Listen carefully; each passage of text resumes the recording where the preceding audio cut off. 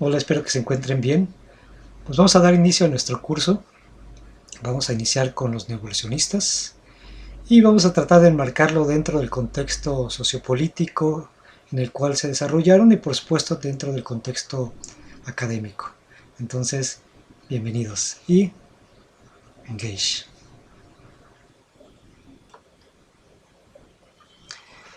En primer lugar, tenemos que tomar en cuenta los antecedentes para entender el contexto sociopolítico en el cual se desarrolla eh, el evolucionismo. Es una tendencia teórica totalmente norteamericana, surge en Estados Unidos, y el contexto en el que surge es precisamente el del periodo de la posguerra. Tenemos el fin de la Segunda Guerra Mundial, en el cual se da una serie de desarrollos internos en esa nación, y en ese contexto, de ese ambiente en el cual se desarrolló esta tendencia teórica. Y básicamente corresponde a los periodos presidenciales de Truman, de Eisenhower y de Kennedy. ¿Qué ocurre dentro del periodo de posguerra? Pues básicamente el contexto del desarrollo del evolucionismo es en las décadas y los años posteriores a la Segunda Guerra Mundial. Recuerden que Estados Unidos participó activamente en esta lucha, lo vemos en esa imagen en el centro de Berlín. Y finalmente, pues es una lucha de poderes, de limitación territorial por dos grandes bloques al final de la Segunda Guerra Mundial. Por una parte está el bloque capitalista formado por Estados Unidos y varios países europeos, y por el otro lado se crea el bloque comunista con toda la ideología soviética, que está formada justamente por la Unión Soviética y otros países de tradición comunista como lo eran China, Corea.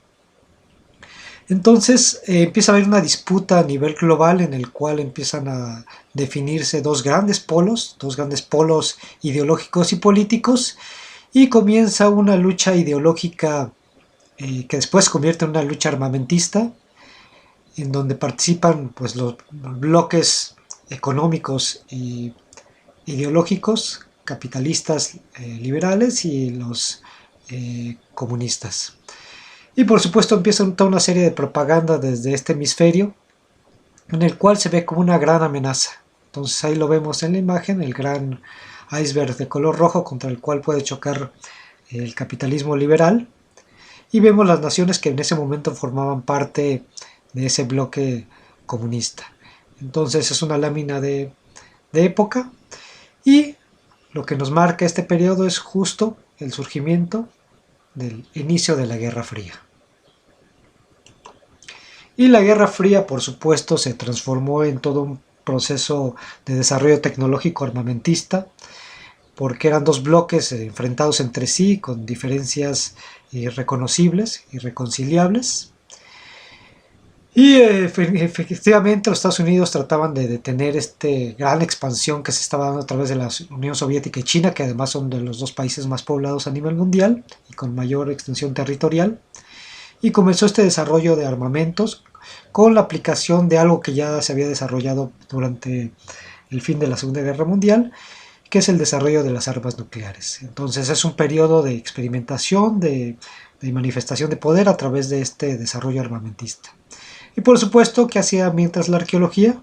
Pues ahí vemos al Dr. Jones en una escena de la última película, La Calavera de Cristal, donde se refleja muy bien ese periodo. Indiana Jones está en los años, final de los años 40, inicio de los años 50, dentro del periodo de la Guerra Fría.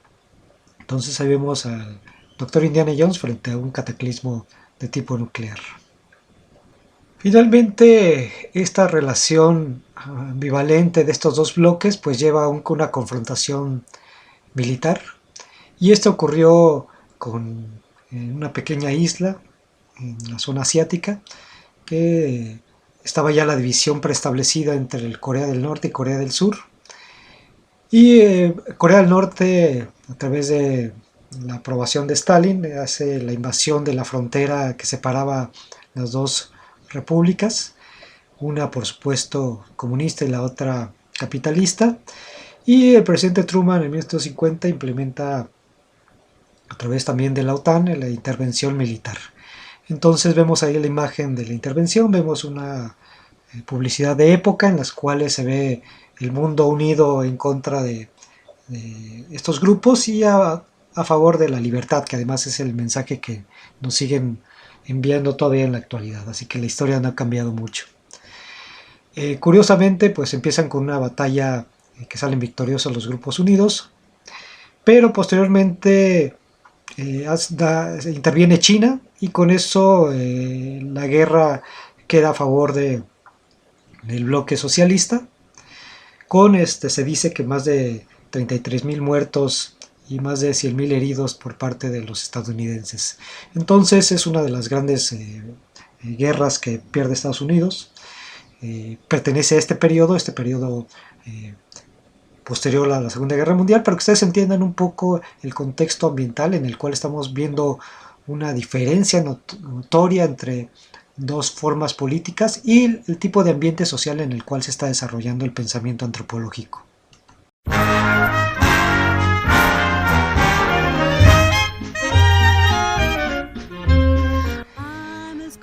Pero ya en el ámbito local, después de la Segunda Guerra Mundial, el periodo de posguerra, los años entre el 45 y el 64 se consideran que hubo un enorme crecimiento económico y una prosperidad general dentro del ámbito de esta nación, y se crea lo que se conoce el momento como la era de la opulencia, se conoce como la Affluent Society, en el cual se da una idea de la modernidad.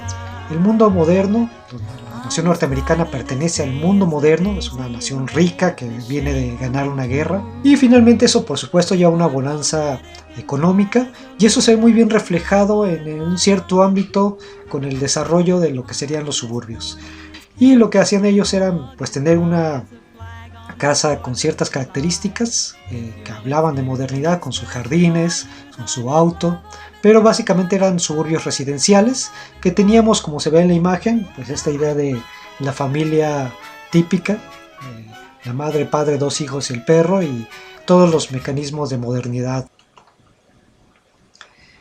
Y por supuesto tenemos el desarrollo de movimientos sociales dentro de los Estados Unidos, especialmente con las minorías.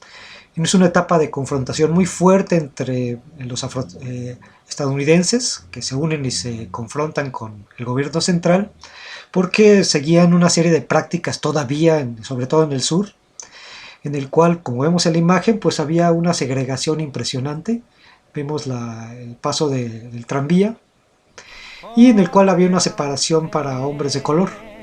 No había una homogeneidad, había una diferenciación dentro de esta sociedad y los servicios a los cuales tenían derecho.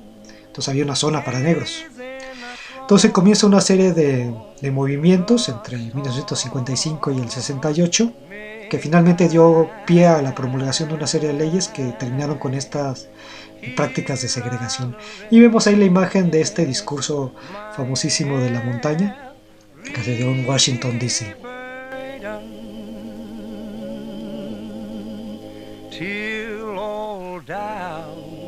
Ese fue el contexto en el cual se desarrolla en términos sociales y políticos el origen de la corriente neoevolucionista.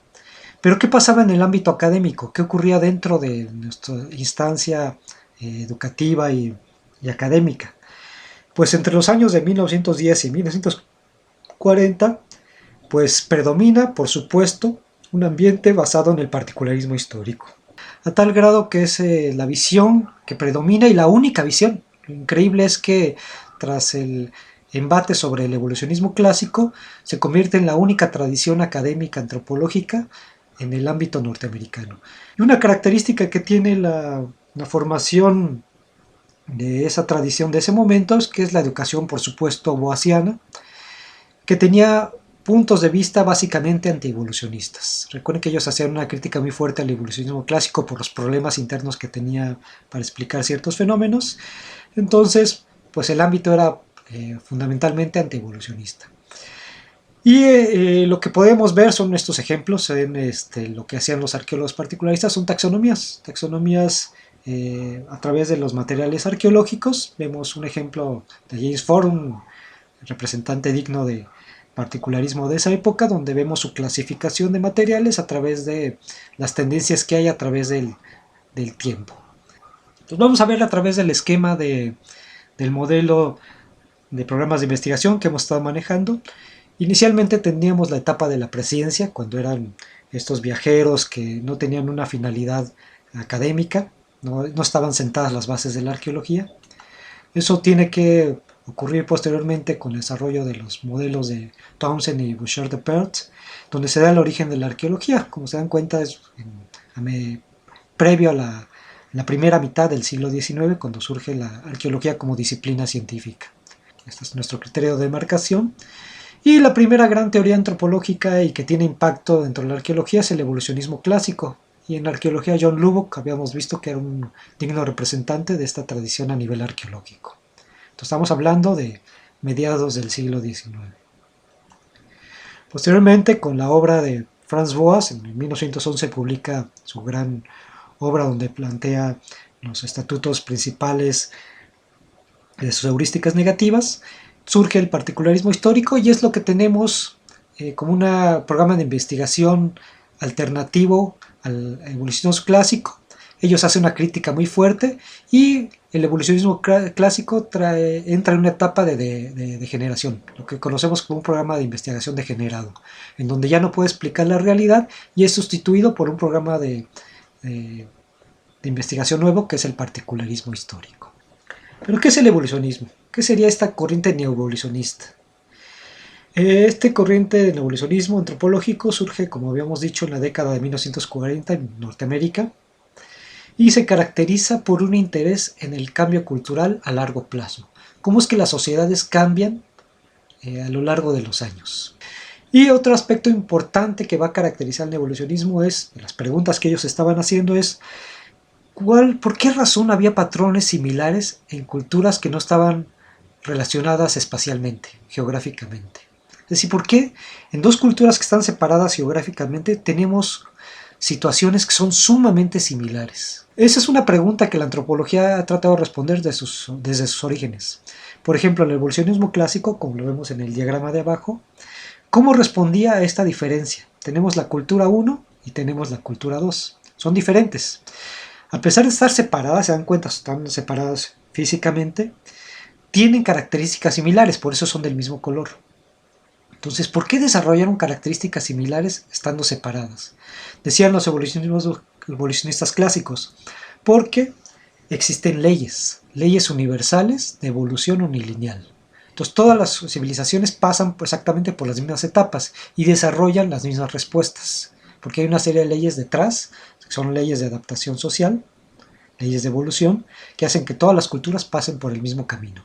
Posteriormente viene la propuesta que es totalmente contraria a ellos, del particularismo histórico, y tenemos de nueva cuenta la cultura 1 y la cultura 2. Para ellos no existen leyes generales.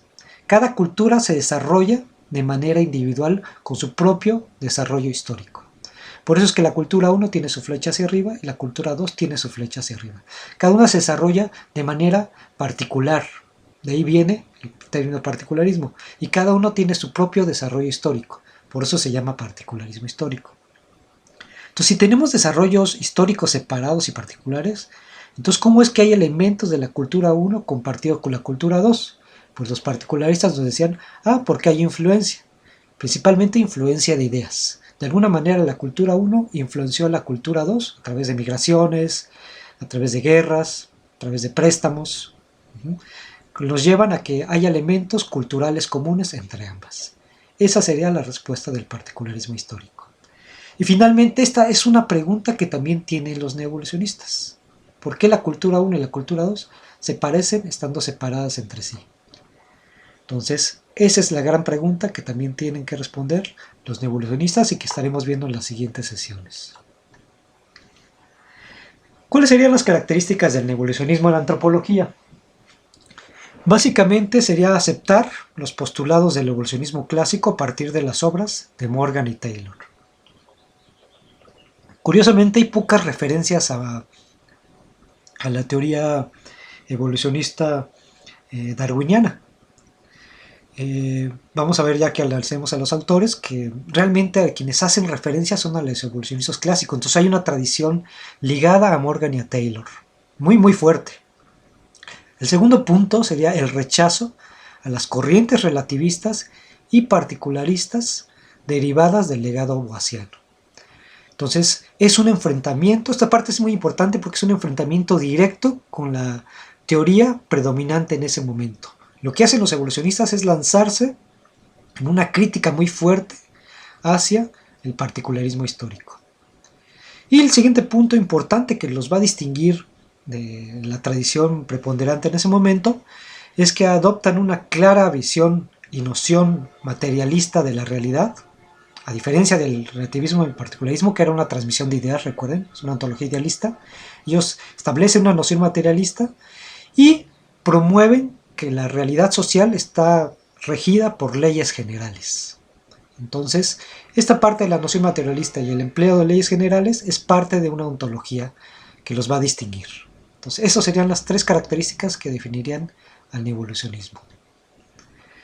Finalmente vamos a ver de nuevamente el esquema, ya involucrando al evolucionismo dentro de este papel. Tendríamos el evolucionismo clásico como un programa que fue superado por el particularismo histórico, pero en este momento ya el particularismo histórico desde la visión del neoevolucionismo sería un programa degenerado, un programa de investigación degenerado, por eso está marcado en azul. El programa vigente según los neoevolucionistas serían ellos. Entonces sería un programa vigente que dejó atrás al particularismo, al evolucionismo clásico y a la presencia. Sin embargo, en nuestro esquema me parece interesante que retomemos e implementemos una nueva línea que sería esta de aquí. Entonces ahí, a diferencia de los modelos que hemos estado empleando para el curso anterior, aquí desarrollé esta estrategia porque el evolucionismo está tomando elementos directos de evolucionismo clásico. Entonces no lo descartan completamente. Es un programa de investigación degenerado, tuvo una serie de problemas internos, se abandonó, pero se están retomando principios, por eso es que establecemos esa nueva flecha para saber cómo es que un programa de investigación anterior puede tener impacto en un programa de investigación nuevo. Entonces, así quedaría hasta este momento nuestro modelo de los programas de investigación.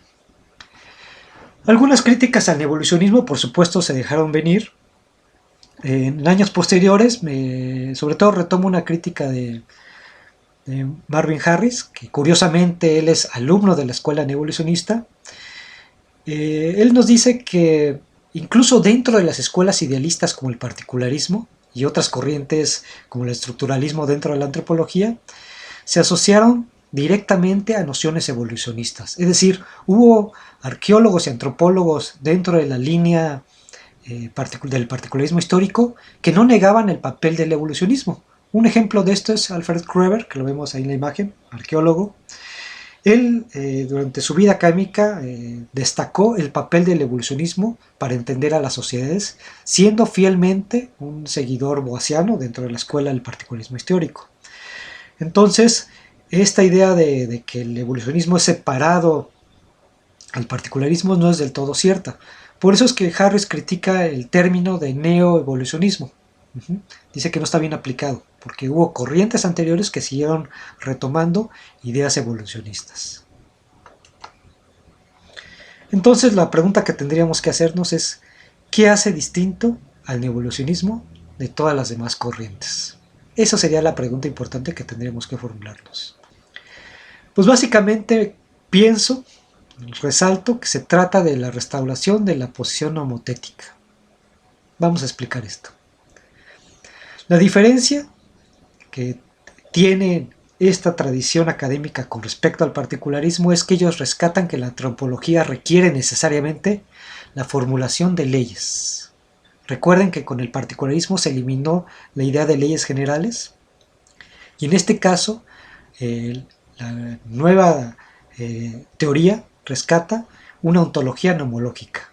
Esto quiere decir que aplica leyes generales para el entendimiento de la sociedad y su desarrollo, el desarrollo cultural.